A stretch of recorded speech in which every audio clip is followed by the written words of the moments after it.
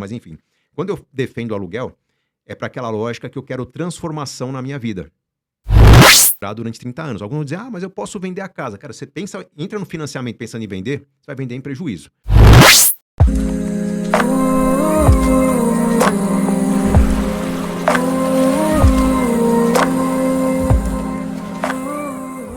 Volta para a casa que você tinha, volta para o padrão que você tinha. Então, sacrifícios são aceitos. Essa lógica do comprar ou alugar, eu critico primeiro a compra precoce. Você falou de antecipar os sonhos. No Brasil ainda vale a lógica de quem casa quer casa. Né? Então, para provar para a família que nós estamos bem, né, vamos apresentar para a família a nossa casa própria. Né? Vamos pagar nos próximos 70 anos aqui, mas ela é nossa. Cuidado, porque quando você engessa demais suas escolhas, engessar tanto em termos de localização geográfica, né? Você não pode aceitar uma oferta de emprego a 800 quilômetros daqui, porque você mora onde você está devendo a alma por 30 anos. Tem também o engessamento financeiro. Normalmente, você vai tentar fazer o melhor possível para sua família e vai logo de cara comprometer 30% da renda. É uma pena, porque já que você vai pagar por tanto tempo essa moradia, normalmente um casal jovem acaba financiando uma casa, já um apartamento com 2, 3 dormitórios, imaginando que podem vir filhos. Então, vai ser uma fase da vida em que eles estão pagando um apartamento que é adequado para 3 ou 4. Tem uma metragem quadrada ali, pouco eficiente, que está custando caro, que está sufocando essa família. Quando eu defendo o aluguel, e é uma pena que a gente vê várias pessoas criticando essa minha visão, porque pegam só uma janelinha da reflexão, né? O aluguel, ele não é melhor que o financiamento, né? Ele não é melhor que a casa própria, né? Você não tem estabilidade, você está gostando do lugar, te manda embora porque a filha do dono vai morar ali, mas enfim. Quando eu defendo o aluguel, é para aquela lógica que eu quero transformação na minha vida.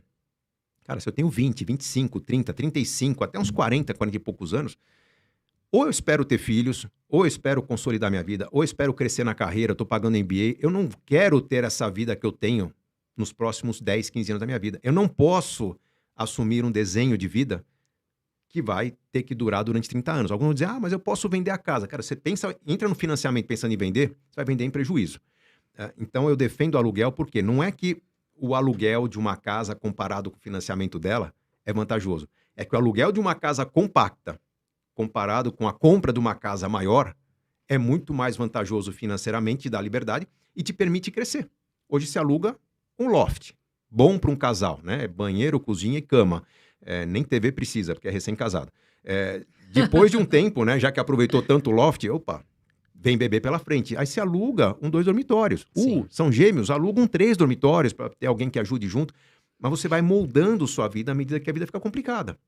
A hora que você perceber que a vida não demanda tanta mudança, porque a carreira nivelou, porque você já não tem saco de estudar tanto para querer crescer na carreira, você quer um pouco de tranquilidade, porque papai e mamãe estão ficando velhinhos, você não quer ficar longe deles.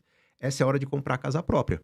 Provavelmente usando um fundo de garantia já acumulado há 7, 8, 10 anos, que permite dar uma bela entrada nessa casa própria. Sim. Provavelmente com uma renda que te permite assumir não 30%, mas talvez 10% da renda. E se você quiser, você antecipa a quitação e vai pagar muito menos de juros. Então você compra a casa própria numa condição muito mais interessante. Respondendo objetivamente a sua dúvida, aluguel para quem quer mudanças na vida ou para quem tem muita incerteza na vida, tanto de carreira, quanto de renda, quanto de configuração familiar.